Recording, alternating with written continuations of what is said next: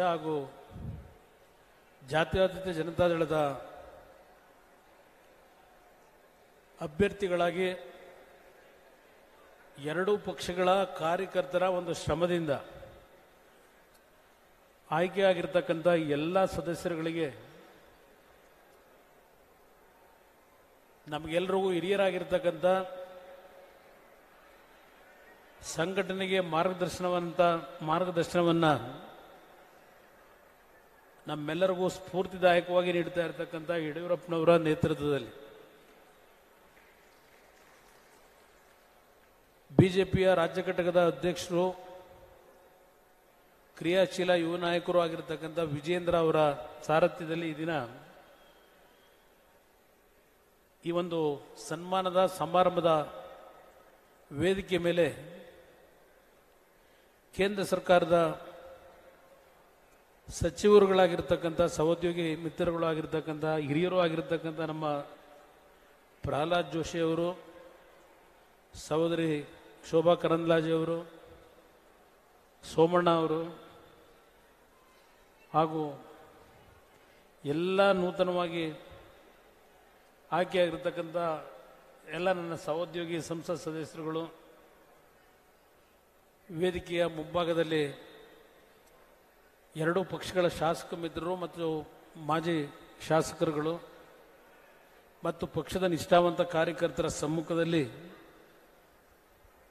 ಇವತ್ತಿನ ಈ ಒಂದು ಕಾರ್ಯಕ್ರಮ ಬಹುಶಃ ಸನ್ಮಾನದ ಕಾರ್ಯಕ್ರಮ. ಇದು ಸಾಂಕೇತಿಕವಾಗಿ ನಡೀತಾ ಇರತಕ್ಕಂಥ ಕಾರ್ಯಕ್ರಮ. ಇವತ್ತಿನ ಈ ಒಂದು ಮೈತ್ರಿಯ ಒಂದು ಹೊಂದಾಣಿಕೆ ಬಹುಶಃ ನಮ್ಮೆಲ್ಲರ ನಿರೀಕ್ಷೆ ಇದ್ದಂಥದ್ದು, ಬಹುಶಃ ನಿಮ್ಮ ನಿರೀಕ್ಷೆಗಳು ಇದ್ದಂಥದ್ದು.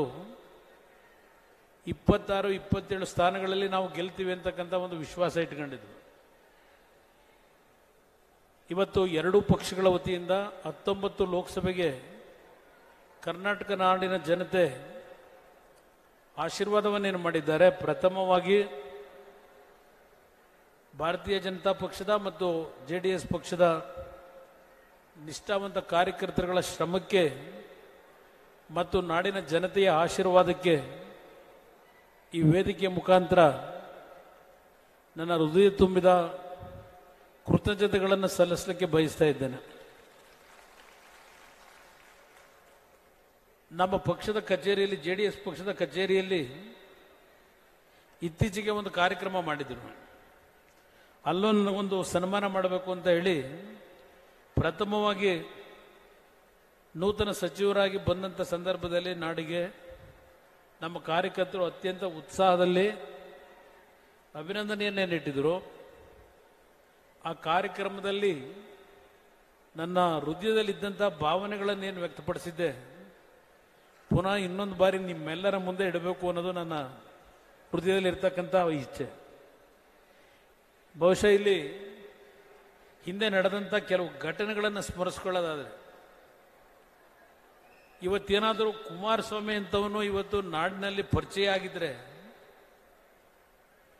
ಅದಕ್ಕೆ ಮೂಲ ಕಾರಣ 2006ರಲ್ಲಿ ಯಡಿಯೂರಪ್ಪನವರ ಜೊತೆಗೂಡಿ ಜಗದೀಶ್ ಶೆಟ್ಟರು ಇದ್ದಾರೆ ಇಲ್ಲಿ. ಅವತ್ತು ಬಿಜೆಪಿಯ ಮತ್ತು JDSನ ಸರ್ಕಾರವನ್ನು ಏನು ರಚನೆ ಮಾಡೋದು,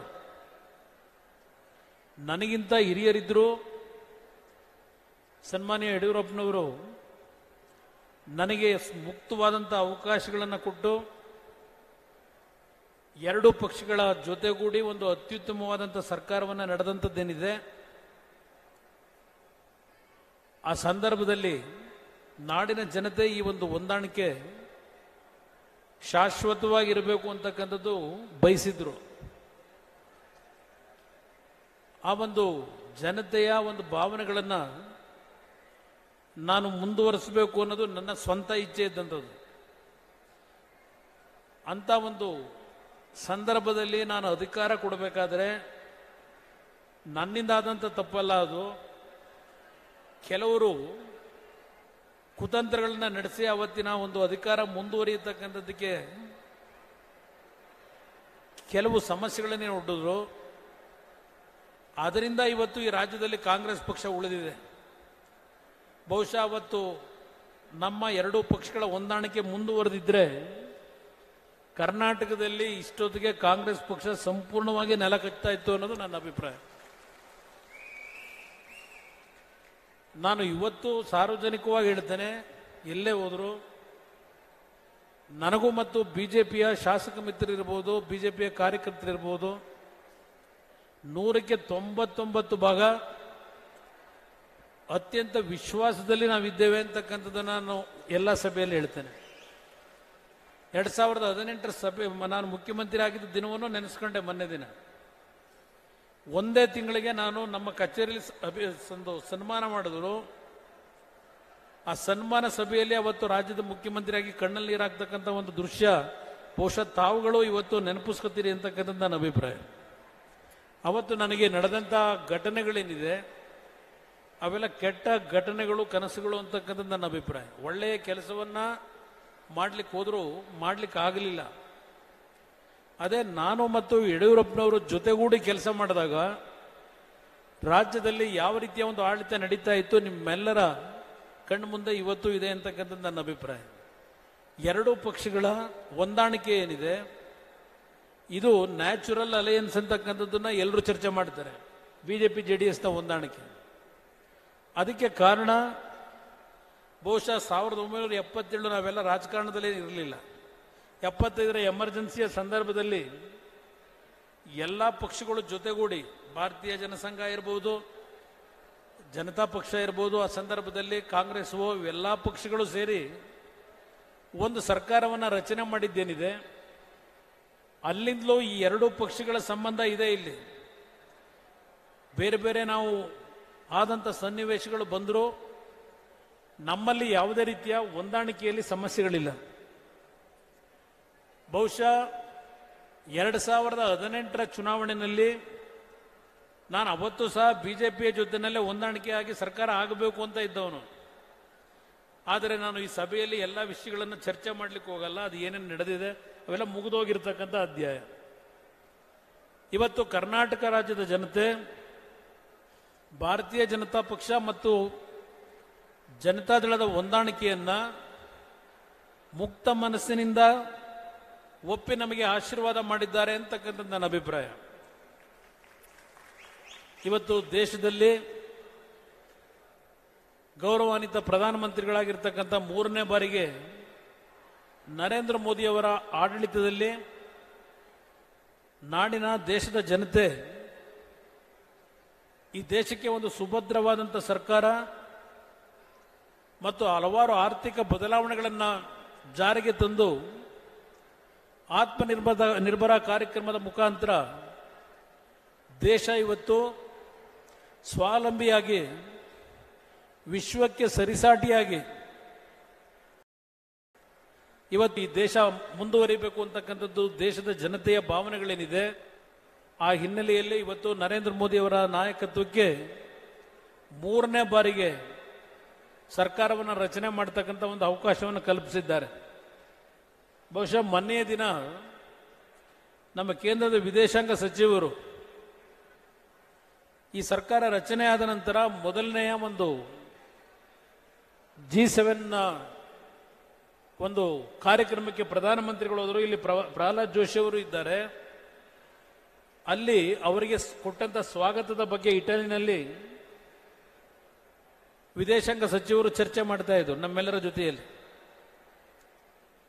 ಅವರಿಗೆ ಯಾವ ರೀತಿಯ ಒಂದು ಗೌರವವನ್ನು ಅಲ್ಲಿಯ ಒಂದು ಇಟಲಿನಲ್ಲಿ ಬಂದಂತ ಹಲವಾರು ದೇಶಗಳ ಗಣ್ಯರು ಗೌರವವನ್ನು ಕೊಟ್ಟರು ಅಂತಕ್ಕಂಥ ಎಲ್ಲ ಮಾಹಿತಿಗಳನ್ನು ಚರ್ಚೆಯನ್ನು ಮಾಡ್ತಾರೆ. ಇವತ್ತು ವಿಶ್ವದಲ್ಲೇ ನರೇಂದ್ರ ಮೋದಿಯವರ ಬಗ್ಗೆ ಅತ್ಯುತ್ತಮವಾದಂಥ ಒಂದು ವಿಶ್ವಾಸ ಭಾವನೆಗಳೇನಿದೆ, ಇವತ್ತು ನಾವೆಲ್ಲರೂ ಅವರ ಒಂದು ನಾಯಕತ್ವದಲ್ಲಿ ದೇಶದ ಒಂದು ಭದ್ರತೆ ಇರಬಹುದು, ಈ ದೇಶದಲ್ಲಿ ಒಂದು ಉತ್ತಮವಾದ ಆಡಳಿತವನ್ನು ತರತಕ್ಕಂಥ ನಿಟ್ಟಿನಲ್ಲಿ ನಮ್ಮೆಲ್ಲರ ಒಂದು ಸಹಕಾರವನ್ನು ನಾವೆಲ್ಲರೂ ನೀಡಬೇಕು ಅಂತಕ್ಕಂಥದ್ದು ನನ್ನ ಅಭಿಪ್ರಾಯ. ಇವತ್ತು ಕರ್ನಾಟಕದಲ್ಲಿ 19 ಸಂಸತ್ ಸದಸ್ಯರನ್ನ ನಾಡಿನ ಜನತೆಯನ್ನು ಆಶೀರ್ವಾದ ಮಾಡಿದ್ದಾರೆ. ಯಡಿಯೂರಪ್ಪನವರು ಮತ್ತು ದೇವೇಗೌಡರು ಈ ಒಂದು ವಯಸ್ಸಿನಲ್ಲೂ ಇಡೀ ರಾಜ್ಯದಾದ್ಯಂತ ದೇವೇಗೌಡರು 2 ಸಭೆಗೆ ಬಂದಿದ್ದು ಒಂದು ಭಾಗ ತುಮಕೂರು ಚಿಕ್ಕಬಳ್ಳಾಪುರ ಭಾಗದಲ್ಲಿ ಬಂದಂಥದ್ದಿರ್ಬೋದು. ಯಡಿಯೂರಪ್ಪನವರು ಇಡೀ ರಾಜ್ಯದಲ್ಲಿ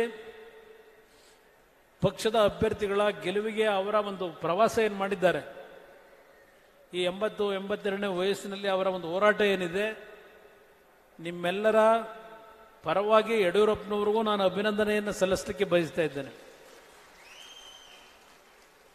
ಇವತ್ತಿನ ಈ ಸಭೆಯಲ್ಲಿ ನಮಗೇನು ಸನ್ಮಾನ ನೀಡ್ತಾ ಇದ್ದೀರಿ, ವಿಜೇಂದ್ರ ಅವರ ನಾಯಕತ್ವದಲ್ಲಿ ಎಲ್ಲ ನಮ್ಮ ಶಾಸಕ ಮಿತ್ರಗಳು ಸೇರಿದ್ದೀರಿ, ಪಕ್ಷದ ಕಾರ್ಯಕರ್ತರು ಇದ್ದೀರಿ.